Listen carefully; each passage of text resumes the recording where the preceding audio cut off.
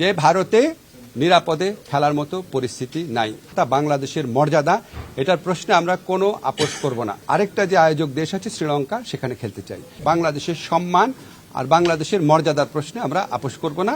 দেশের মর্যাদার বিনিময়ে আমরা বিশ্বকাপ ক্রিকেট খেলতে চাই না। আজকে আমরা আইসিসি থেকে যে চিঠিটা পেয়েছি, সেই চিঠিতে পড়ে আমাদের কাছে মনে হয়েছে ভারতে যে প্রচণ্ড একটা নিরাপত্তা ইস্যু তৈরি হয়েছে বাংলাদেশের ক্রিকেটারদের জন্য, সেটা তারা রিয়ালাইজ করতে সক্ষম হয় নাই। এবং আমার কাছে মনে হয়েছে এটা নিরাপত্তা ইস্যু শুধু না, এটা জাতীয় অবমাননা ইস্যু।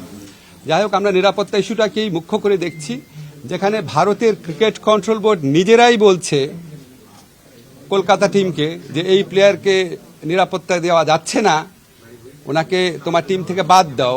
এটাই তো একটা ট্যাসিড রেকগনিশন যে ভারতে নিরাপদে খেলার মতো পরিস্থিতি নাই। আমরা ভারতের যে বিগার পিকচার আছে, সাম্প্রদায়িক পরিস্থিতি, সেটা নিয়ে কিছু বলতে চাচ্ছি না, কিন্তু আমাদের ক্রিকেটের নিরাপত্তা, বাংলাদেশের নিরাপত্তা, বাংলাদেশের মর্যাদা, এটার প্রশ্নে আমরা কোনো আপোষ করব না। আমরা ক্রিকেট খেলতে চাই, আমরা বিশ্বকাপ খেলতে চাই, এবং এটা আমরা আরেকটা যে আয়োজক দেশ আছে শ্রীলঙ্কা, সেখানে খেলতে চাই। ইলেকট্রা এয়ার কন্ডিশনার কম বিদ্যুৎ খরচে দেবে অধিক শীতলতা আর সেভিংসও হয়ে যাবে। তাই এই পজিশনে আমরা অনড় আছি। আমরা কেন এই পজিশনে অনড় আছি?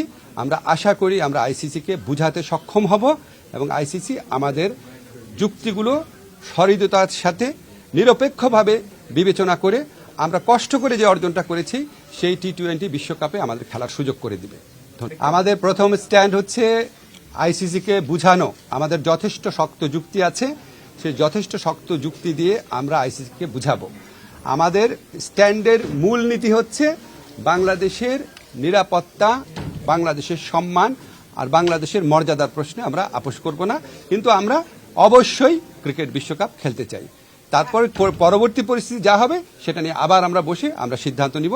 এখন পর্যন্ত আমরা এই সিদ্ধান্ত খুব ক্লিয়ারলি নিয়েছি যে আমরা আইসিসিকে বুঝাবো যে আমাদের ভারতে খেলার মতো পরিবেশ নাই। আজকে রাত্রে বা কালকে সকালের মধ্যে দেওয়া হবে। আজকে ফেলানী হত্যার 15 বছর। জি, তো আপনি কি মনে করেন যে আমাদের পররাষ্ট্র নীতি আরেকটু স্ট্রং হওয়া উচিত? মানে আমরা অনেক সময় এত লম্বা সময় আপোষ করেছি, জনগণও চাচ্ছে সেটা। আপনারা শোনেন, আমি একটা জিনিস বুঝায় বলি। আমি যখন ঢাকা বিশ্ববিদ্যালয়ের শিক্ষক ছিলাম, তখন আমি যে কোনো বিষয়ে মন্তব্য করতাম। সেই জন্য আপনারা আশা করেন কি আমি যে কোনো বিষয়ে মন্তব্য করি, কিন্তু সেই এখতিয়ার যে আমার না, এটা খেয়াল করেন না।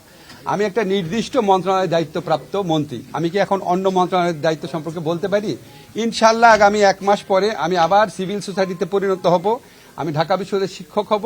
তখন যে কোনো বিষয়ে মন্তব্য চাবেন আমি দিতে পারবো, কিন্তু যতদিন আমি সরকারে আছি আমার মন্ত্রণালয়ের বিষয়ে প্রশ্ন করবেন, সেটা আমি উত্তর দিব।